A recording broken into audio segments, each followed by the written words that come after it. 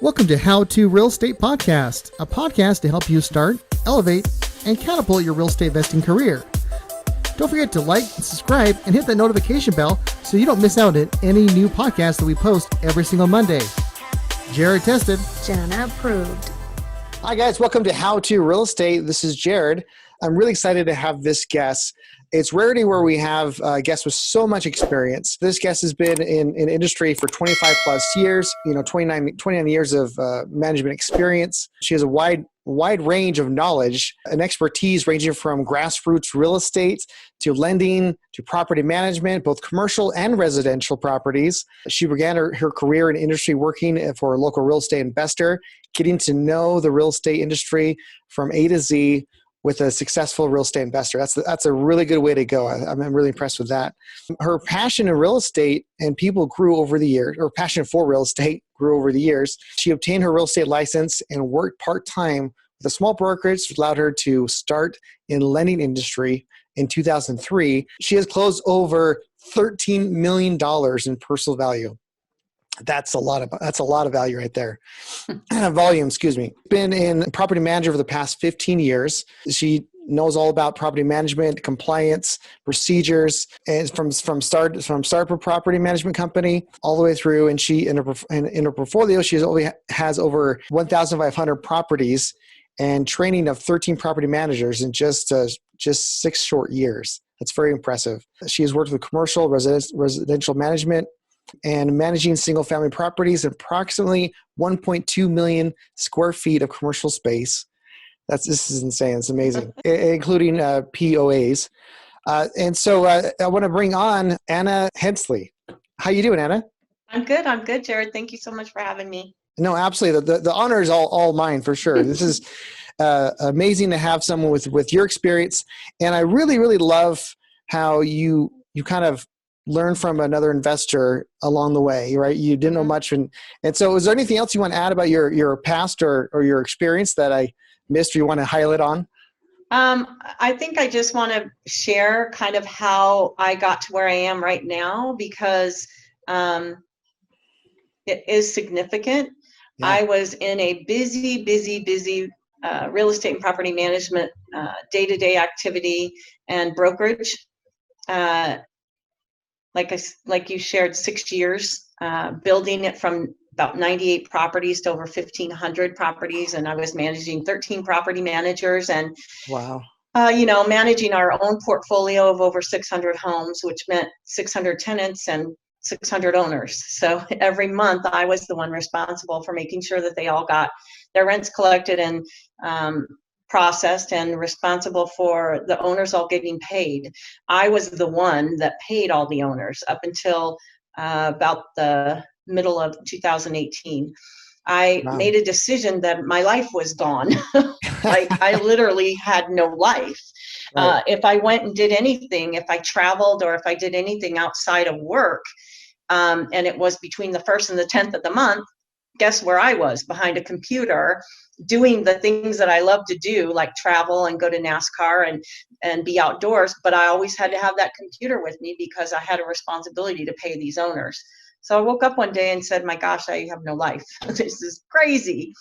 So I made a choice to leave. And it took a lot to put that together and train the right people and leave the brokerage and walk away from all of that to kind of go back to my grassroots and small it down a lot, and it gave me the opportunity at the end of 2018 to do that and walk into wholesaling and real estate full time, and using property management as a platform to help investors have an option and just kind of like get my life back. So the experience I'm truly, truly grateful for. And I'm really grateful to have time back. Yeah, time back to do things and not have to worry about 600 properties and 600 owners. Yeah. How many properties do you manage right now? Do you have any? I have about 9 properties right now that I manage, and they're various properties across the valley, but I'm very specific now, and like property management isn't my full-time job anymore. Sure. Just enough to keep me in it and having fun with it, because I do enjoy it, but it's a lot more hands-on. When you have so many properties that you're managing, even when you have a team, and I had a great team, you still are the one ultimately responsible for making sure it's always occupied, the tenants are taking care of the property, it's maintained and repaired properly. So a lot of times we found ourselves behind the computer managing a property versus at the property managing the property, if that makes sense. It does. Yeah. And I just wanted to get back to really having the relationship with the tenants and the owners on a one-on-one basis, and having them be able to be accessible, not just by an email or a text. Right. No, it's beautiful. It's awesome. Yeah. So for those people that maybe not, they're starting to get into real estate, they're starting to do some things. So what exactly does a property manager do, and who do you do it for? Great question. So property managers are hired by owners of properties that have tenants or are vacant and looking for tenants. So a property manager basically does everything, turnkey from the owner.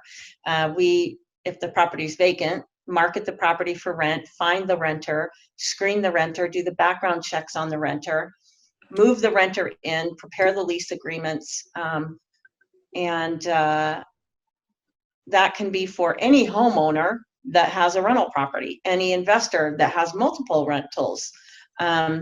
We do the HOA compliance. HOA is a homeowners association, and those typically are in your bigger metropolitan areas. I'm here in Las Vegas, so we have tons of them. And they come with all the little compliance issues. So the homeowner usually gets those notices, and it can be anything from weeds in the front yard to trash cans not brought to the side of the house, those kinds of violations. And as a property manager, we coordinate with the tenant to get those resolved so that the homeowner isn't fined or assessed any fees for not complying. We handle all the repair and maintenance requests, coordinating those between the landlord and the vendors. And then evictions. When somebody doesn't pay rent, we get them started on the eviction process, and many times attend the court hearings for them. Oh, wow. So you even attend the court. That's really big. I think one of my big lead generation sources or lead sources is evictions. I'll go to the courthouse, pull evictions, and I'll start targeting and calling people like you just said, you just evicted your property. I know it's really sucks. And so they're at the point where like, they're looking like me, they're pulling their hair out, you know? And so they're tired landlords at that point, and they're more open to have a conversation about selling the property. But having a good property manager like yourself or someone equally as good, basically take care of all that for us, for the investor, right? Yep, absolutely. Your job is to buy properties. Your job is to buy them and spend your time finding them and getting them and buying and holding them, not to be overseeing and managing. And we call it the 3 T's: the 3 T's: tenants, toilets, and taxes. That way you don't have to worry about those things, and you can go and do what it is you love to do. And that's usually not managing property. Yeah, no one wants a call at 3:00 in the morning about their GI Joe got stuck in the toilet. Well, and it's funny that we say and joke about that, but the truth is, I would say most of the emergencies that involve flooding a home or any kind of major, my stove quit working, it's always on the morning of Thanksgiving. Always. Your floods always happen at 5:00 on a Friday afternoon, or on the holiday after a 3-day weekend. I mean, it's like nothing ever happens during 9 to 5. It always happens after hours, oddly enough. And I think that that's because most renters are at work during the day. You know, they work in the daytime, so they're not home when those things happen. And then when they come home at 5:00, oh no, the refrigerator line broke and my house is flooded, things like that. No, of course, that makes perfect sense.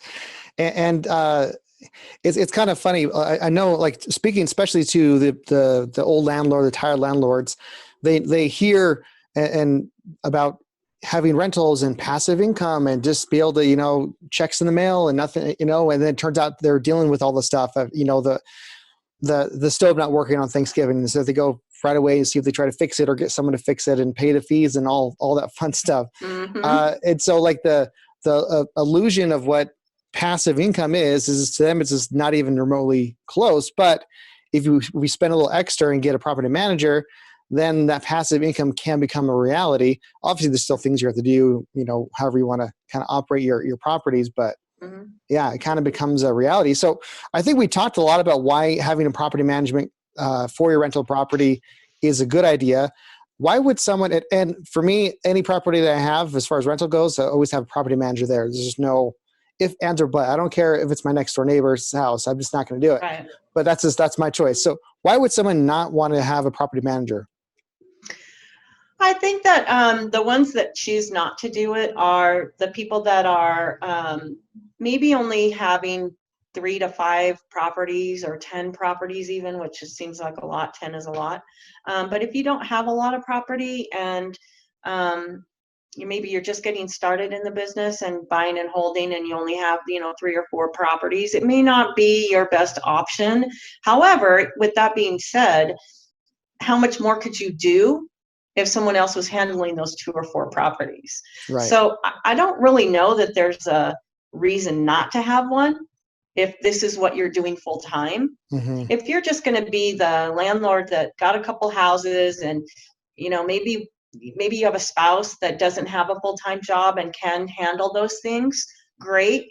I would just say that with that comes decisions have to be made when they're not the perfect tenant. Yeah. And being friends with your tenants sometimes means that you get emotionally attached or involved, and you may not, from a business perspective, make the best decisions for your business, which is buying and holding real estate. Right. So having a property manager be that buffer is priceless, in my opinion. I Whether agree. you have 1 rental or you have 100 rentals. Yeah. You don't want to be that person that says, oh, okay, I'm sorry this happened to you. We'll just hold off on your rent. Meanwhile, your mortgage payment still has to be made on that rental property. That's right. Everyone has a story. In a matter of fact, because I know my weaknesses, and I would be that person. Like I believe everyone's stories. Like, oh man, you lost your job. I'm going to help you out. And because I'm trying to run a business, my first rental, it was a 4-plex, and it was actually out of state. And I instructed my property management to don't even tell me about the excuses or sob stories, because I know my own weaknesses. And whether it's a weakness or not could be interpreted however you want to interpret it. But as for a business standpoint, it can be. And so I know I'd be the person like, okay, you know what? Just don't pay rent the next 2 months. But then I'd still have to pay the mortgage. I still have to pay all the dues and everything like that. And so I specifically instructed my property manager, like, I don't want to hear about it. If they're not paying the rent, then after whatever the time frame is for that state laws, let's just follow the laws and evict them or whatever it needs to be. So we make the tough decisions for the owners. Right. Makes it a little more hard when you don't have a property manager and you're that go-to person. So right. I don't know that there's really any positive reason not to have it, other than it's just something maybe that a part-time landlord who isn't really, again, doing this as a business might want to just do it themselves. But they quickly find out that 10% is so easy. Oh, money well spent. I mean, if you rent $1,000, it costs you $100 to take all of that off your plate. Yeah, exactly. It's kind of what's the value of your time worth? That's the question you ask yourself. Exactly. So if paying $100 or $120 a month gives you 10 hours, I mean, I think that's well worth it. Even and let alone the stress.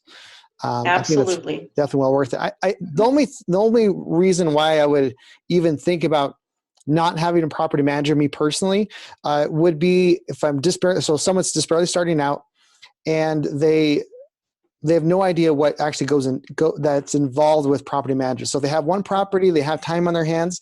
I think that would be a good idea, because then they actually could know what it actually takes to manage a property, to actually do an eviction.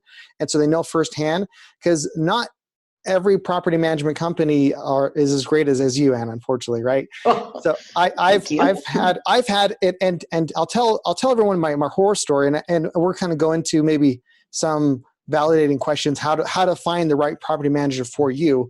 I had a property management company in my first deal. So this property was a 4-plex. It was in Indiana. It needed about $10,000 of repairs. And the whole reason I got it, because this property management said they'll take care of everything for me. It's going to be turnkey. Great. Awesome. I'm sold.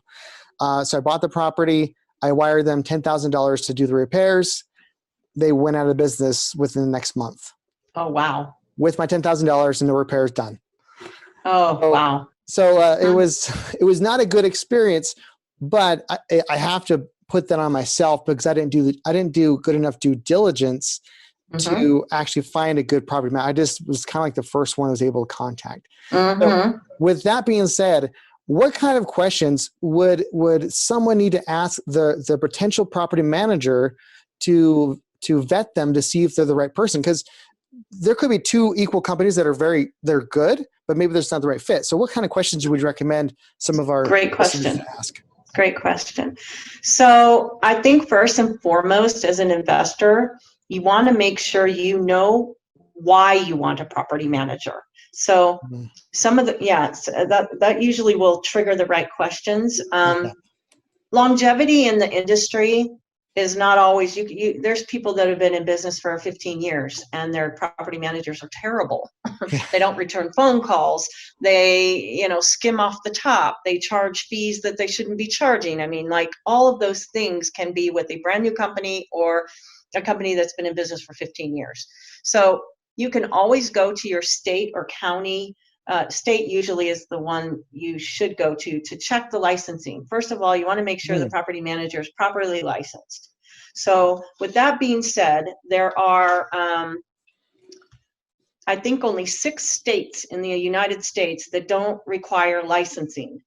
Idaho, Kansas, Maine, Maryland, Vermont, and Massachusetts don't require anyone to have, anyone can do property management, which is a little scary. Right. Especially if they don't know what they're doing. There are 5 states that only require like a property management license, and then every other state requires you to be licensed with the state as a real estate agent and have a property license or permit attached to your license. And your broker must be required to have that property management certificate. So it kind of regulates it a little bit more, and that's important to know. If you're a new investor out there trying to find somebody, make sure you're not just calling people that say they're a property manager. Check your state licensing records, and it'll tell you.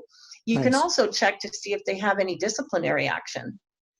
Property management, property management typically is the most liable in the real estate brokerage industry because we have the most access and interaction with the public. When you sell real estate, you have a client, they're either a buyer or seller. You work with them over a short period of time. With property management, you usually have 1-year contracts with your seller or your landlord. So you have an ongoing interaction with them, and there's a lot of financial responsibility that comes with that. You're collecting rents, you're paying the rents out, and you're hiring vendors. So a good question would be to any property manager, do you use licensed contractors as vendors? Very important, because if they're just using their brother who knows their next door neighbor and they're going over to put a hot water tank in and they have no experience and no licensing and they screw something up, who's ultimately responsible? The property manager. Right. So you want to ask, do they have licensed contractors that they use? What is their fee structure? Because that's different across the board. The 10% management fee is pretty spot on across the country. Some only do it as a flat fee, some do it a little bit less. So I'm talking more about, what do they charge up front for you to be a client? What do you get for that? So if your management fee is 10%, great, Mr. Property Manager or Mrs. Property Manager, what do I get as an investor or a landlord for that 10%? What are you going to do for me? Have them lay it out. In your case, the example you gave, I made a lot of mistakes, I'll put it that way. Yeah, and that's how we learn. That's how I learned, is mistakes are the teacher of the world, right? It was $10,000 oops. Yeah, it's like, oops, sorry about that. find out what their policy is, because not every company requires the landlord to put up money. I don't require my owners to ever give me a deposit check or funds check or to hold any of their money. I don't want their money. Right. I want them to have their money. But they do have to sign in the management agreement that if I need money from them, they have to send it within a certain time frame. So for example, I can spend up to $300 on any repair without any contact to that owner or that landlord, with no questions asked, because I know what my regular everyday vendor costs are. If I go over 300, then I need to call that landlord and I need to say, hey, your hot water tank is out. This is what the cost is going to be. And I need you to forward the funds to me immediately so we can pay the vendor. Or you need to call the vendor and pay with a credit card. So I give them options. So it's just best when they're searching for a property manager to ask the questions that are specific to why they're hiring a property manager. Mm. And on the license part of it, you mentioned that most states, with the exception of those 8, they have to have a property licensing to do it. But if I want to manage my own property, I don't have to have the license, correct? Correct. Okay. If you own the property, you're not required to have a license. However, with that being said, in certain states, like here in Nevada, if I own 5 properties and I live in Southern California and the properties are in Las Vegas, I'm more than 60 miles away. So if you're more than 60 miles away, you cannot manage it yourself because you cannot be contacted and at the property within an emergency time frame should something happen. So if you can't get to the property and you're a certain mile, it's different in each state, and each regulation changes a little bit mileage wise, but you can't manage something if you're not able to be there in a certain amount of time to handle an emergency. Right. Is kind of how they look at it. Right. That makes sense. I didn't know that the distance wise. That's good to know. I don't know what it is in Utah. It might be different in Utah, but I think it's probably pretty similar to our laws here in Nevada. I would imagine. Yeah.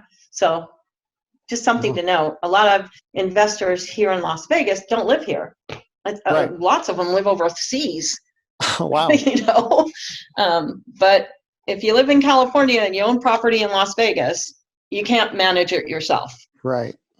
Unless you have someone here locally that's a family member, you might get away with it, but all the more reason to get a property manager. Exactly. And to add to it as well, like property managers have those that have like their licensed vendors typically get like almost like a bulk discount. So a lot of times, I mean, correct if I'm wrong, a lot of times you can get for a service of, maybe a tenant moved out, so I do carpet and paint, everything else just to get it rent ready. And so I can have my property manager, if they have enough volume, that they have either their own guys, their own contractors, or they get kind of like a group discount, and that usually gets passed on to the investor. It's only going to cost us X, Y, and Z to fix it.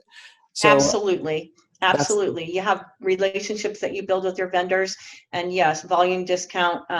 You can go on Craigslist and find somebody and they're going to give you X price. But if you go through me, because it's my vendor is going to give me a 10 or 15% discount across the board that they're not going to give to a landlord that calls them directly. Mm-hmm. Exactly. So, back to kind of the agreement. Sorry, I just had that thought I wanted to share before I lose it. So, with finding a property manager to manage your properties, I think you hit on a lot of important points. 10% was exactly what I've seen too across the board. 10% of the gross rents, not whatever the profit is, but actually what the gross rents are is very average. I've seen property managers where that's all they charge, and I've seen property managers it was like they gave me it was 10% and then plus.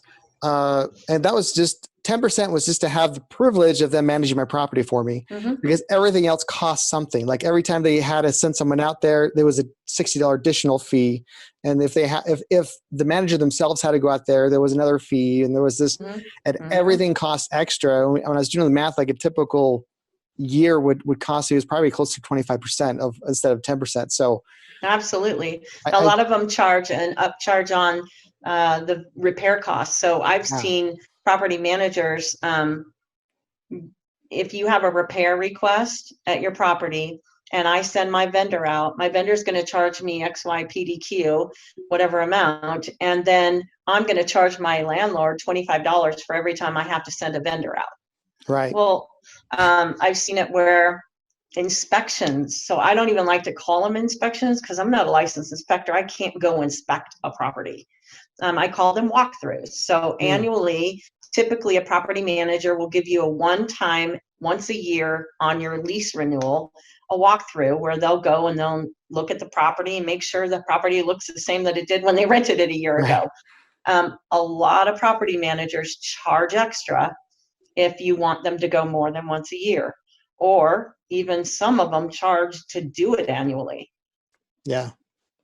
I don't charge to do it annually. I charge a leasing renewal fee, which includes going to the property, making sure that the tenant is maintaining the property, that the filters are changed, that the hot water tank has been serviced or needs any attention. I get underneath each of the sinks to make sure nothing's leaking, all the major things that the tenants, let's be honest, they're not checking under their sinks to see if something's wrong or something's leaking. They don't really care. It's not their house. Right. They don't pay attention to outside if there's maybe water leaks in the landscaping, things like that. So I don't charge extra for that. And I do the walkthroughs twice a year. I want to know every 6 months, what's going on with the property? How's my tenant? I want a relationship with my tenant. Yeah. Like, how are you guys doing? What do you need? Yeah. That's like a whole different concept. Yeah. And it's a lot of times, like if there's sometimes the tenants don't report everything that there's an issue with. So there may be even like a leak, like a small leak, and they'll just put a bucket in and call it good because they don't really care. Exactly.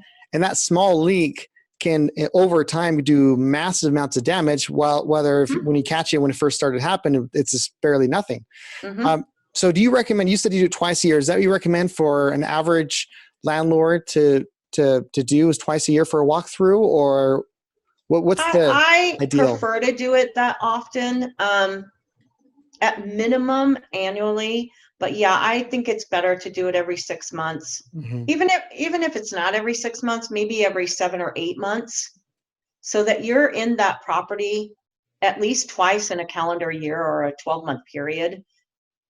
That way, if anything is wrong, it can be caught quickly. And you're not, let's face it, as a property manager, I'm responsible for maintaining the management of the house that this person owns.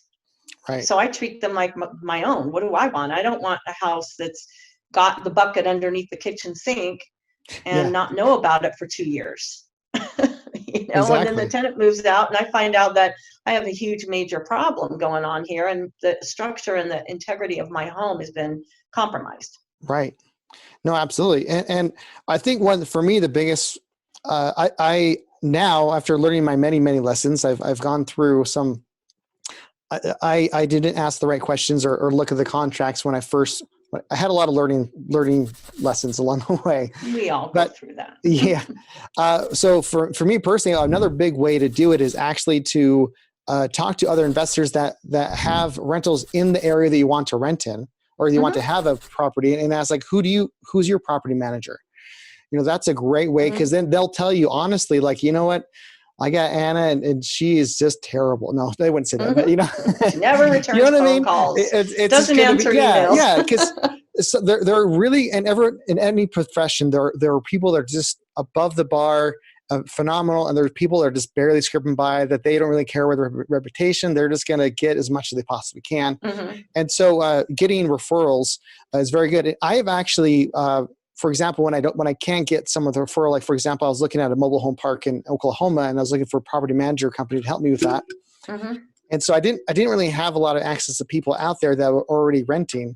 So when I was interviewing property managers out there, me and my partner, we actually asked if we can talk to several of their landlords and just get some feedback and get some referrals from them.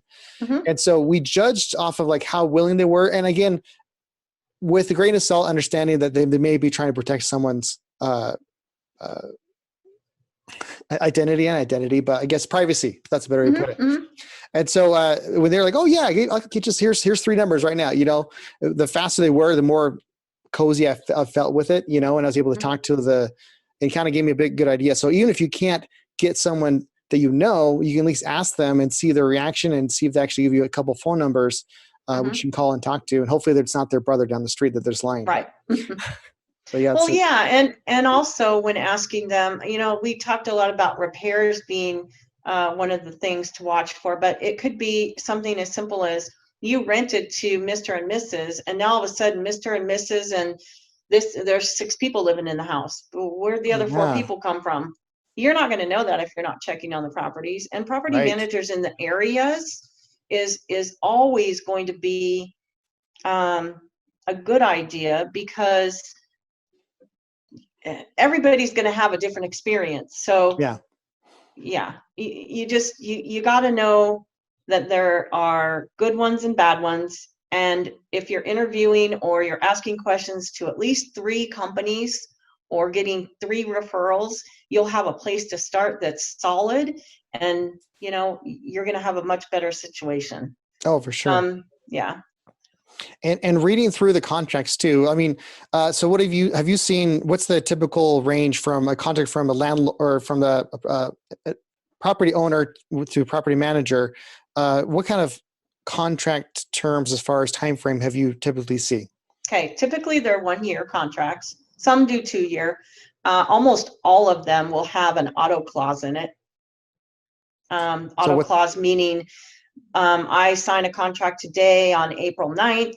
It expires April 8th of 2021. And if I haven't gotten 30-day notice from the landlord, which is written in the contract, 30-day notice that they're going to be terminating the contract, it auto renews on April 9th, 2021. And now you're in for another 12 months. And then they all have early termination clauses in them, where if you decide that we're not the right fit and you need to go your way and I need to go my way, well, you got to understand, this is a business for me, just like you owning the home is a business for you.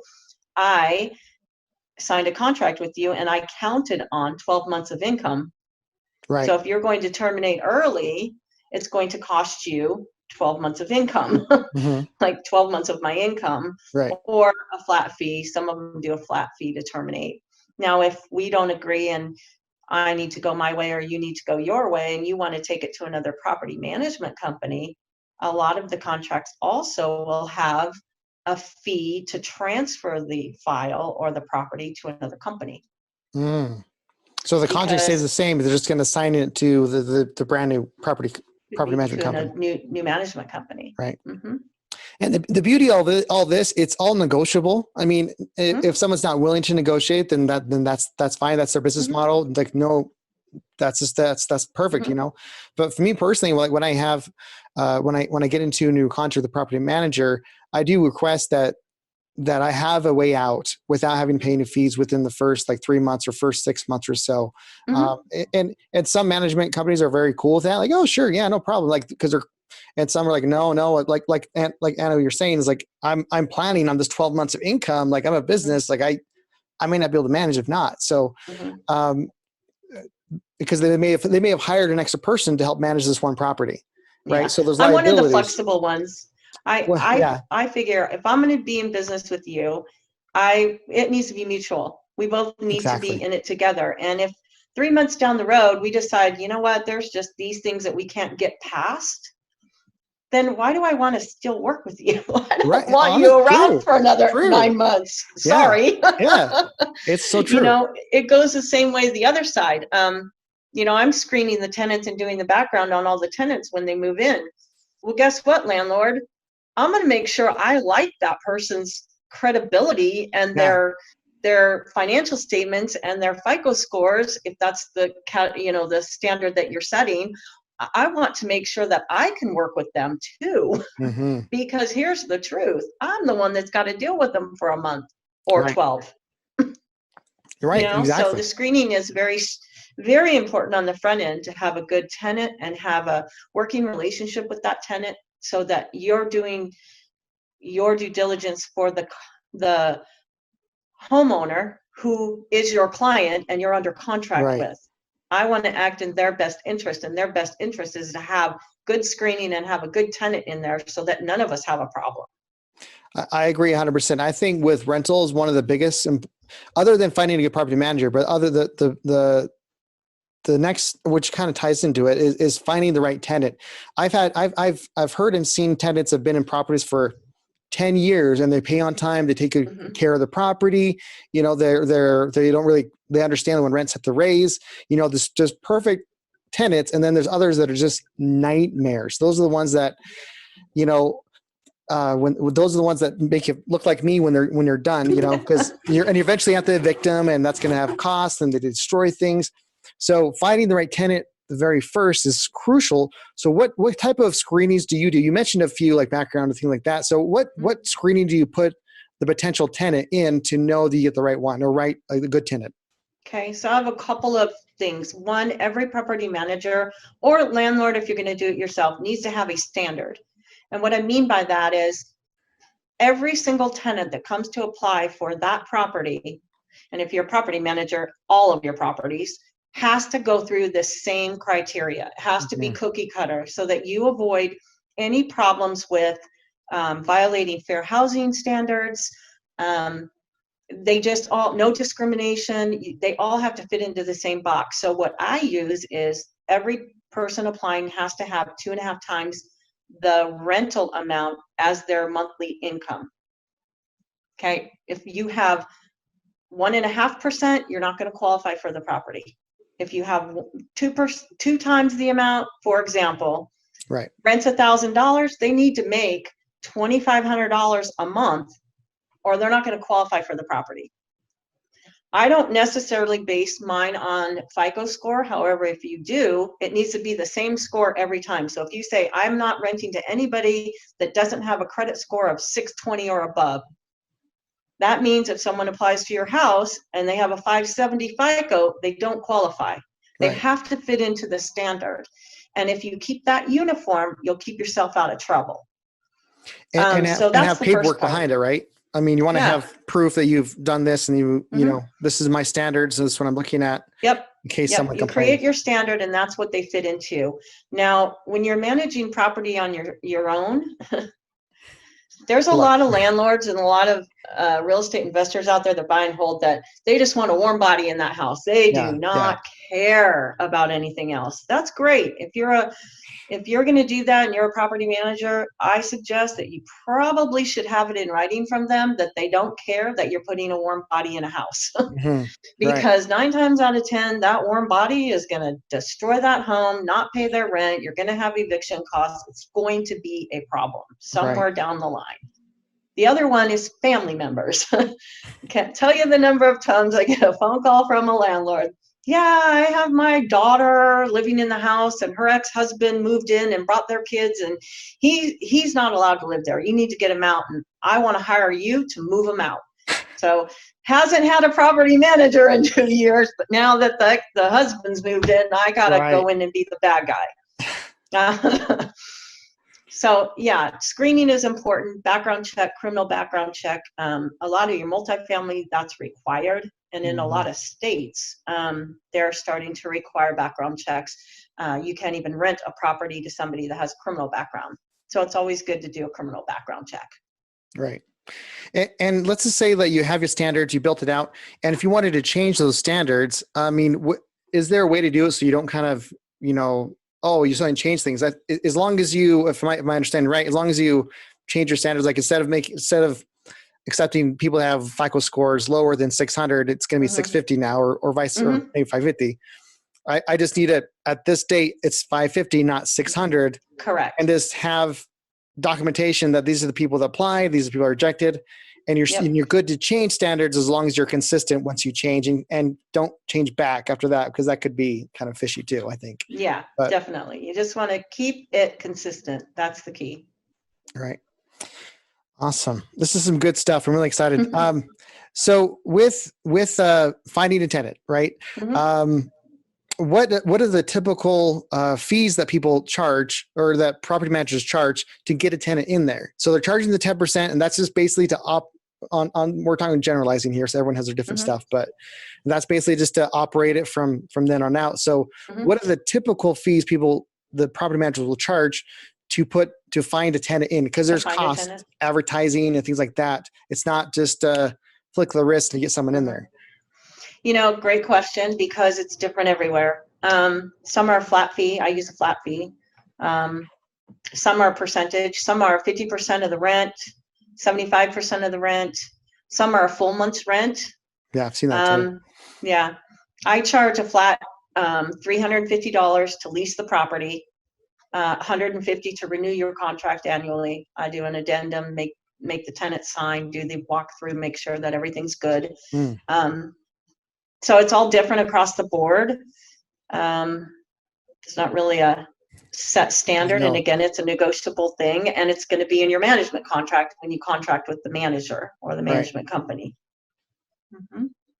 Beautiful. So with all right, so now we got someone in there. They stop making payments, and this is for each state. And this is kind of everyone's kind of they're worried about this evictions. They're worried about having to kick someone out. So what is the typical property managers, again, with every state's different, so in broad strokes, like what is that, what's the step to actually evict someone out of the property? Okay, so obviously all the states are going to have different laws, like you just said. Right. But you can probably look across the board from state to state, and you're going to have similar requirements. First is going to be a notice. Now, it might be a 3-day notice, a 5-day notice, a 7-day notice, and some states I think even have a 9-day notice. And the notices are going to be based on what you're evicting them for. So let's just talk about non-payment of rent. We call a notice to quit or pay. So they're given X number of days. A notice is physically posted on their door and mailed to them via certified mail. Now, there's 2 different types of mailings, and here in Clark County, we do certificate of mailing versus certified mail. Mm-hmm. And the difference is everybody's familiar with certified, where it's the little green card, and Yeah. once they get it, they got to sign it. That's great. However, the courts here, for whatever reason, they recognize certificate of mailing. The certificate of mailing shows and proves from the post office that I actually gave this to the post office and mailed this notice out. Whereas a certificate of mailing just means that the tenant received it. Now, what if the tenant doesn't receive it? You never get the green card back. You have really no proof that you sent it. Right. That's how the courts look at it here. So certificate of mailing, some kind of formal return receipt or certificate of mailing sent and then posted in a conspicuous place, they say. So that's either the front door or the garage if they never use a front door. You don't want to stick it on the side of the house next to the water meter or the gas meter, because that's not conspicuous. Somewhere where they're going to see it. Exactly. And then mail has to always be received. So those are the 2 ways to give them notice. Once you've given them notice and that time frame has passed, you can go to the court and request, here it's called a summary judgment, which just means that, okay, the 5 days has passed, we haven't received rent, and there's some caveats to receiving rent, and I'll go over that in a minute. Now I need to file an eviction summary order, and then they issue that to me, and I have a couple of days usually before it's posted by the constable or the sheriff department, and depending on your state or county. And then they physically go to the house and they lock them out with a county representative, whether it's here it's the constable, but it could be the sheriff or a sheriff's deputy. And they usually give the tenant a couple of hours sometimes, or a couple of minutes, depending on their workload. They might, however long it takes for the locks to get changed by the locksmith that you have there. And then they're asked to leave. And if they leave and they still have property there, then you have that whole issue you have to deal with. And there's different laws in different states and counties for that. Here in Las Vegas, it's 30 days. I have to hold all of their personal belongings for 30 days max. And I have to give them access to the home on my convenience to get their things out. If they don't get them out within that 30 days, after the 30 days, I can do whatever I want with their property. Now, can you, so because like time is money, especially when rentals and mortgages and all that fun stuff. So yep. Can you like take all their stuff out and put it in a storage container? Yep, you can do one of two things. You can store it all in the garage, which a lot of landlords will do. They don't want to spend the cost to go get a storage facility and a moving truck. They got to prepay for all that. Now, you can charge the tenant for that in most cases. You can't hold their things hostage, but you can charge them in addition to whatever they owe, and move it to a storage facility. Or you can just put it in the garage, lock the garage up, and access the garage. That way you have the home can still be accessed to do repairs and whatnot. Gotcha. And what if, is there any recourse? For example, they see they're about to be evicted, and so they have plenty of time inside the house to do damage or whatever they want. So if someone gets pissed off and they would just start destroying, ripping stuff up, have you seen stuff like that before? And if you and what can the landlord do? I don't think there's much we can do, but what options are there? Yeah, the options are limited. It's a civil matter at that point. So they can take them to small claims court. Again, different counties are going to have different thresholds. I think ours here now has just been raised to 10,000 in damage, up to 10,000 in damage. I can go to small claims court as a landlord. But here's the reality. If someone's at that level and they can't pay, and now they've destroyed a house and they probably don't have a job, like, what are you going to get? You can't get blood from a turnip. So you just have to, as a landlord, know that there are times when you're going to have to spend money on your investment. And again, it goes back to getting the right tenant in there and screening them properly to avoid that whole mess. It can still happen and does, but you're less likely to have that scenario if, in fact, you did your due diligence up front. Yeah. And, you know, I want to touch a little bit on the COVID-19 situation right now that we're all experiencing. And, you know, my heart goes out to all those people that don't have income right now, that, you know, either were laid off or they can't go to work or they got to work from home, so they're making less money and they are faced with not being able to pay a mortgage or rent. It's happening all across the United States and across the world. We're not all in this individually. This is a worldwide pandemic that's happening, and I just really feel for those people because I understand it from both sides, as a tenant and as a renter, and as a tenant and as a landlord. I see it on both sides. So here's what I'll say is, across the country, I don't think there's a single state now that hasn't done this. They have ordered a moratorium on evictions. That is not to say that the tenant doesn't owe rent. Right. It's not a get out of rent free check. Yeah.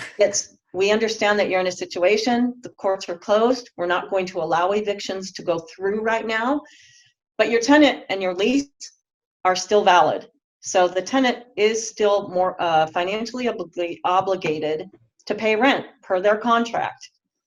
Best advice I can say is call your tenants. And if you are a tenant, call your landlord. Have a conversation. Avoiding it isn't going to help it. Declaring that you're not going to pay rent because there's a moratorium and you can't evict me is not a good stance, and you're not going to win. Because eventually the moratorium is going to get lifted. And when it does, anybody that hasn't contacted their landlord or made some kind of an arrangement is going to get evicted. Right. They're going to get a notice on their door, and they're going to get evicted for not paying the rent or making some kind of an arrangement. So you not paying your rent means that the landlord now, if they have a mortgage, can't pay their mortgage. Now, there's mortgage forbearances happening as well. Right. But again, this is all temporary. And mortgage forbearance, I mean, I'm glad you brought that up because it sounds like it's very similar to mortgage forbearance. Mortgage forbearance does not say, okay, for the next 6 months or whatever it is, if you can prove hardship, you don't have to make your mortgage payment. It just gets added up. So if this goes on for the next 5 months, sure, you can apply for mortgage forbearance, you can show hardship, and so they can't foreclose on your property for that 5 months. But once everything is done and lifted, at that 5 months, you're not making your normal $1,000 mortgage payment. You're making the $5,000 that you're behind, and you have to pay it all at once. Which, if you can't afford $1,000 now, you're not going to be able to afford $5,000 in 5 months. Yeah. So it's not. It's there. People need it.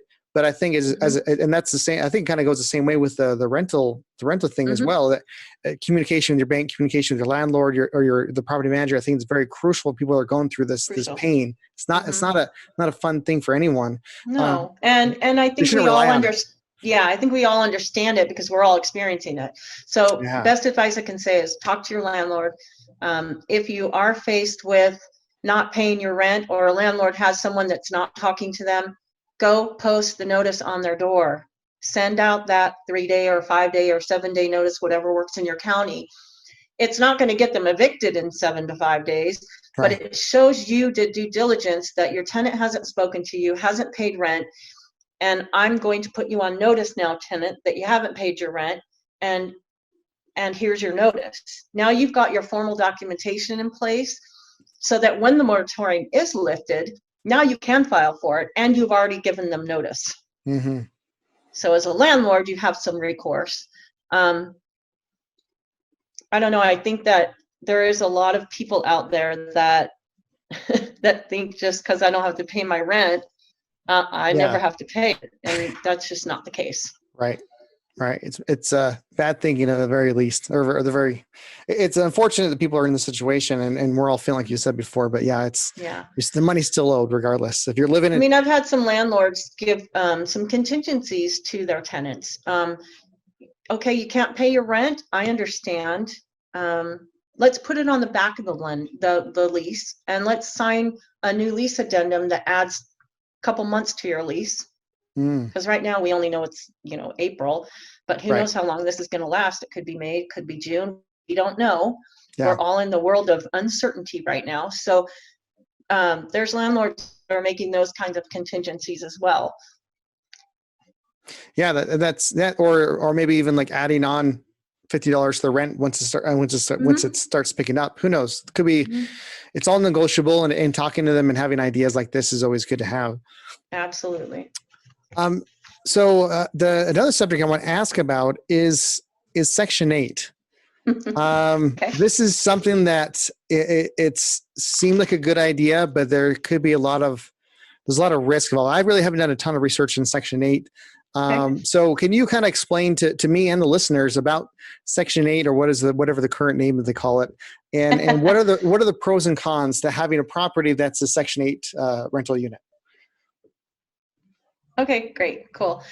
So for years it was called Section 8. It's now called the Housing Choice Voucher Program.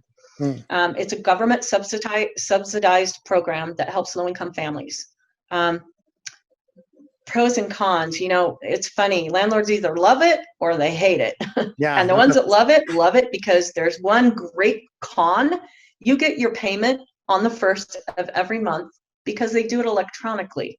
So there's some comfort knowing that no matter what happens, I'm going to get a rent payment on the 1st because it's coming from the government. Right. Now, there are some recipients of the housing voucher program that pay a portion of their rent. Most of them are based on their household income, and it's calculated by HUD, which is the Housing and Urban Development Authority. They calculate it and determine what the tenant may or may not have to pay based on their household income. So if a tenant has to pay a portion of the rent, let's say I've had some as much as 45% of the rent comes from the tenant, and I've had as much as 0. So it always is different.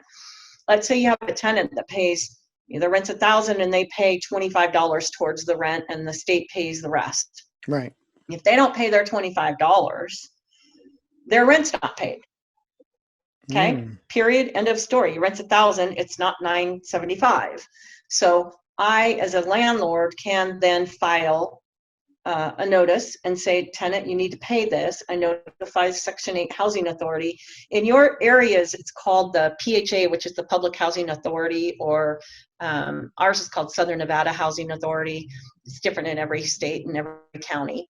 But whoever oversees it, you notify them in writing that, hey, the tenant has not paid, and if they don't pay, we're going to issue eviction paperwork. Doesn't always work. Sometimes it works. The caseworkers will usually contact the recipient, and they have a lot of clout over them because at the end of the day, the recipients of that program don't want to lose their benefit. It could put them out on the street. So they're going to do whatever they're supposed to do because those housing vouchers are like gold. Right. There's wait lists in most counties. We just came off of last year, actually, kind of cool. Southern Nevada has been on a wait list that's been like 7 or 8 years. So if I'm a recipient moving from another state, I may sit on a waiting list for years before I actually get a voucher. Wow. And no new vouchers were issued, I think, in 12 years. So they just released that the end of last year, and now recipients can go and apply and get a voucher in Southern Nevada. Wow. That's pretty much the same everywhere. So the vouchers aren't just because I have low income and I need to go apply and I get it. So with that being said, that's why those tenants, they protect that. That comes with also maintaining the property, following the lease agreement. Whenever you have a Section 8 tenant, you're going to have 2 contracts. You're going to have your lease agreement, and then you're going to have what's called a HAP contract. It's a housing authority program contract. So that contract goes with the lease agreement, and the tenant has to abide by both. So does the landlord. Things like repairs always seem to be a big topic with housing that's Section 8. You might have a Section 8 tenant that doesn't take care of the property. They get annually inspected by the inspection department at the housing authority. And when they come out, they might find, I don't know, the garage door doesn't have a doorknob on it. Okay, that's a safety feature. And the landlord's required to keep the home maintained and taken care of. And in order to pass that inspection, that doorknob needs to be installed. Well, the landlord's like, well, I'm not doing it. The tenant's supposed to do that. Well, guess what, landlord? Your HAP contract says you will maintain that property. So you need to put a door handle on it. And if your lease agreement says the tenant's supposed to pay it, you get it from them after it's installed. Right. So those are not, those are some pros and cons. I said con earlier as you get your payment. I meant pro. Yeah. A pro is you get your payment on the first of every month, not a con. That's a good thing. So I've had good Section 8 tenants, and I've had terrible Section 8 tenants.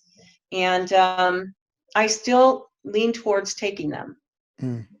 I know that they are going to take care of the property to the level that they need to protect their voucher program, being a recipient in the program. I know I'm going to get my rent on time every month.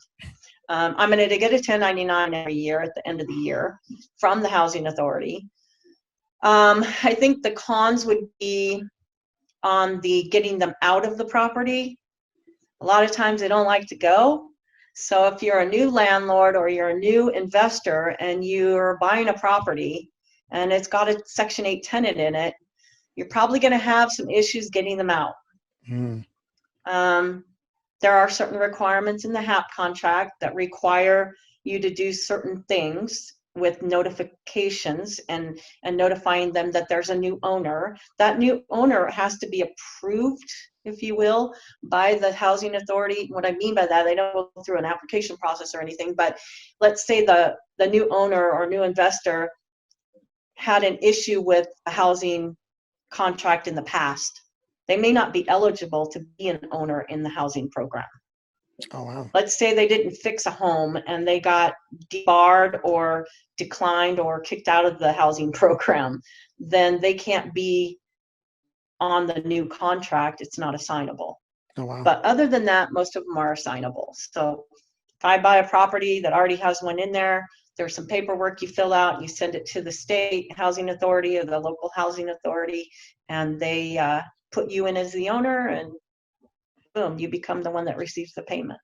And you want to make sure that happens before you actually purchase the property, right? It actually happens when you purchase it, but you want to make sure that the property, if it is occupied by a Section 8, that the person buying the home isn't going to have a problem getting them out of the property if they need to, or taking over the property as the new owner. Right.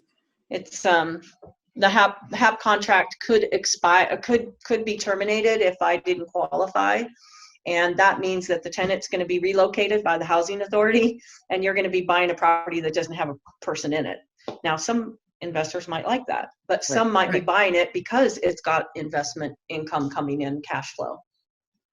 Yeah. So every case is going to be a little different. But the HAP contract goes with the property, goes with the lease agreement with the property, and which brings me to the second thing I was going to talk about, which was the landlords. So landlords don't have to qualify for Section 8 for their home to be available for Section 8.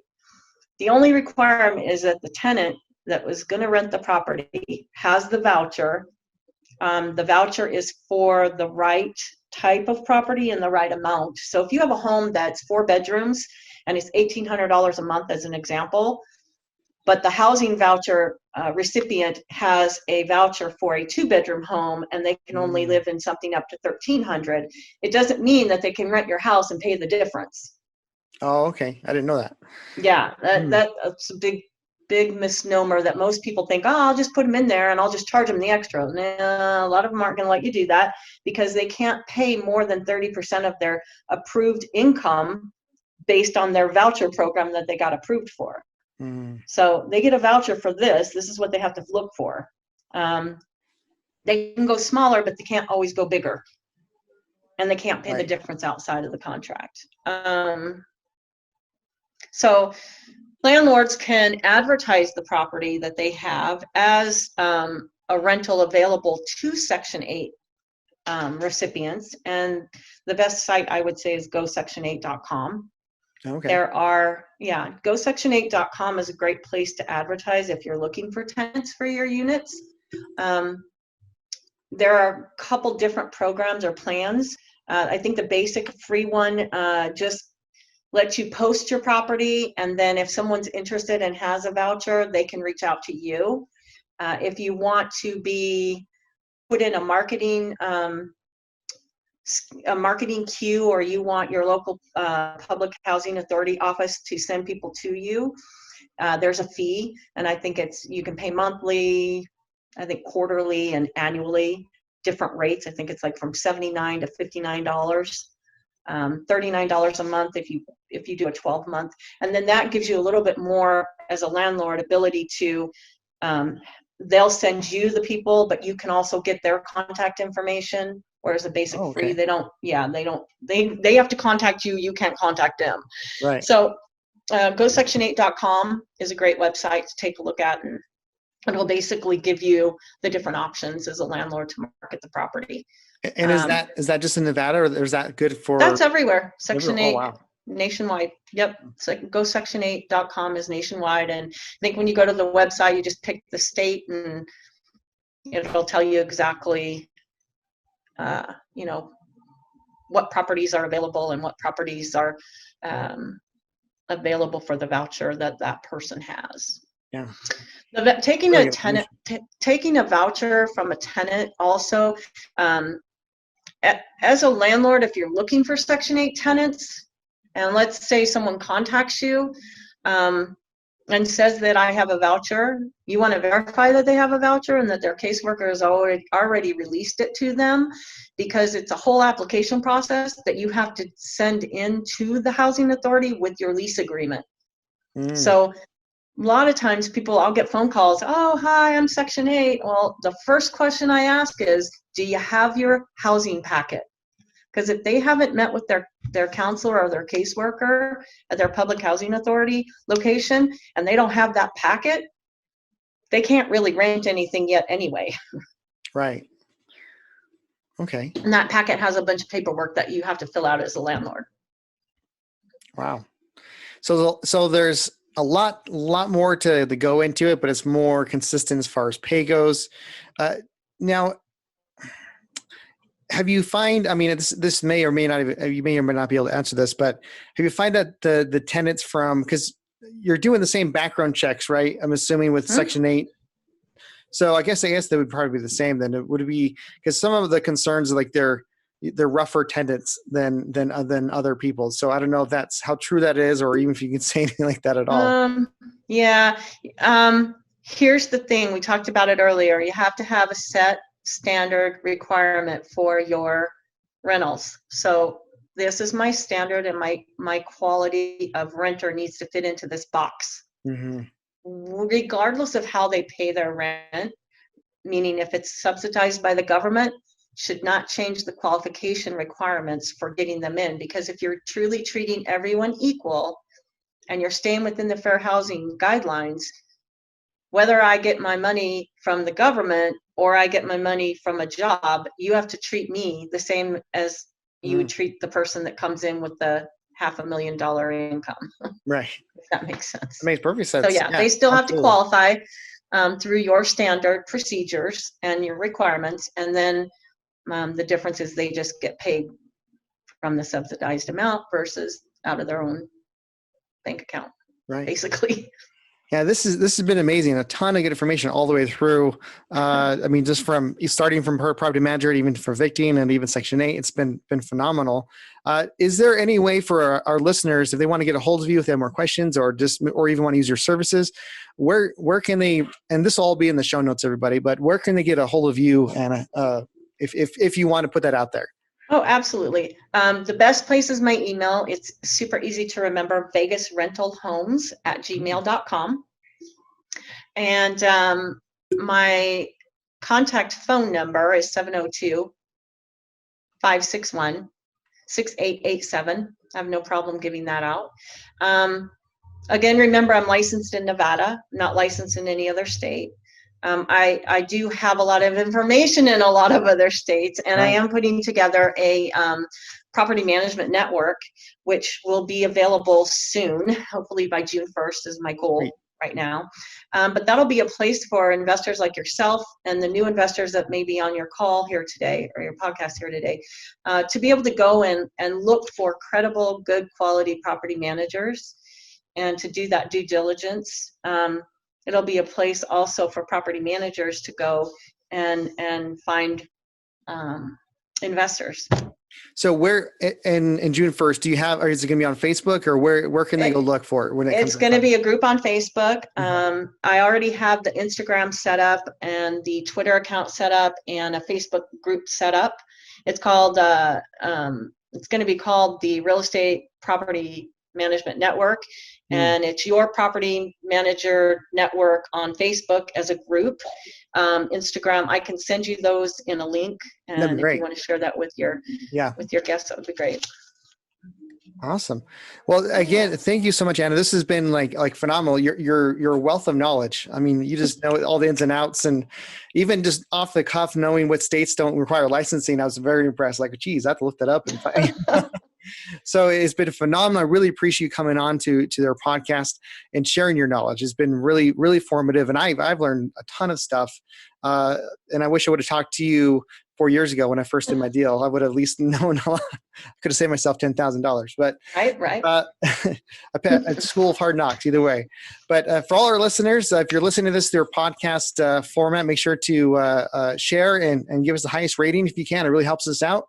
If you're watching this on YouTube, like and share, subscribe, so you don't miss our any future content. We have episodes every single Monday coming up, and we appreciate it. We love you guys, and thanks again. Awesome. Thank you so much for having me. And if you ever want to do one where it's a little bit more specialized or detailed into one topic, I'm more than happy to help any way that I can. I love giving back. I think that'd be a great idea. I really do. We can really dive into one subject, because we kind of touched on a whole lot, the vast majority of, or the big chunk of everything. So I think just dialing down into even finding the right tenant could be a great podcast, or how to evict someone could be a great podcast too. So yeah. I think all the newbies out there that are getting started, don't be scared. Yes. Ask the right questions and ask them a lot. Yes. Even if you feel like you're being annoying, that's fine. I wish I was annoying. I wish I was annoying with more money in my pocket. So that's like, right. Totally. Right. Okay. Awesome. Well, thanks again, and we'll see you guys later. All right, Jared. Thanks. We hope you liked that podcast. Stay tuned for next Monday for a brand new podcast and a brand new guest. Make sure to like, subscribe, and share.